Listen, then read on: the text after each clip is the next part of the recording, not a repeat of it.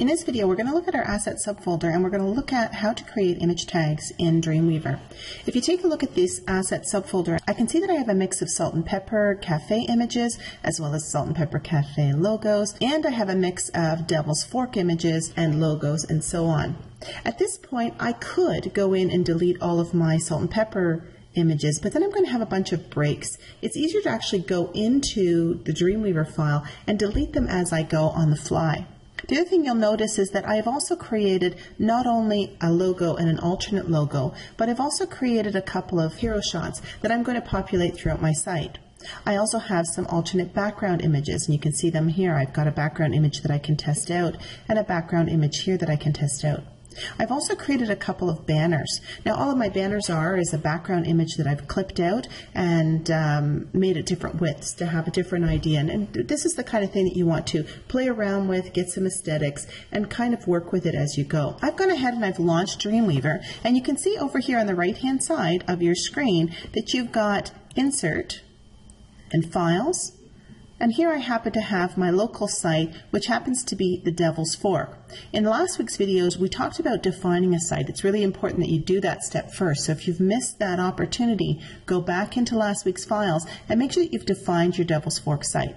If you're not seeing Devil's Fork here, you can click on the down caret, go to Manage Sites, and you'll find Devil's Fork here. Now, in this particular Dreamweaver CC version, I'm going to go ahead and I'm going to work from the index. You can work on any one of the HTML pages, and in particular the one that you've been assigned for your team. But I'm going to start off with the index.html here. All I need to do to launch is to double click on the document, and here I can see my Salt and Pepper Cafe original file. Now, once again, whenever I click on an element, and I'm going to start with the logo, so I'm going to go ahead here and click on Salt and Pepper Cafe. When I click on the element on the design side, I can see over here on the code side that I've got the item highlighted. To edit my image and to remove this old logo, all I need to do is click on Delete. Here I've completely removed the content, and I can see here my cursor is here. And if you take a look over here on the left-hand side of my screen, if I click on the last tag element, I can see that I've got an H1 tag here, and that's where my cursor is. So what I'd like to do here is I'd like to insert this new logo. Over here on the right hand side in my panels, I want to locate the Insert panel.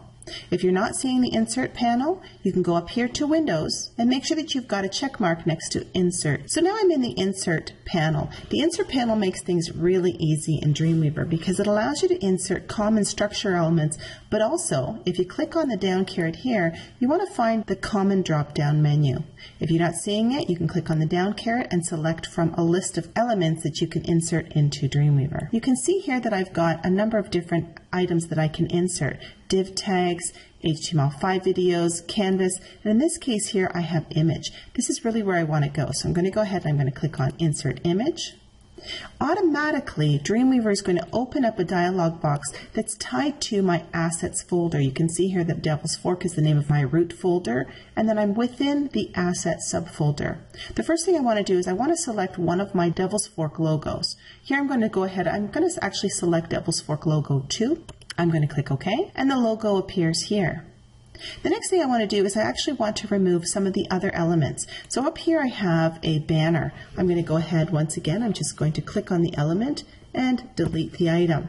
I can see here once again, I've got the item here, my cursor's in the right spot. I'm going to go back over here into Insert Images, and I'm going to select a banner. Now I have more than one item to choose from. I have Flame Banner and Flame Banner 2. Let's take a look at what it looks like for the Flame Banner 2. So I have a banner and now my logo, and now at the bottom of the page I'm going to do the same thing. I'm going to remove this banner. I'm going to go back up here to the Insert panel, back to Images, and I'm going to click on Flame Banner 1. So now here I have literally 3 new images. I have a banner, I have a logo, and I have a banner. I can go one step further and I can now insert an additional image. So I'm going to go ahead here where I have my original hero shot.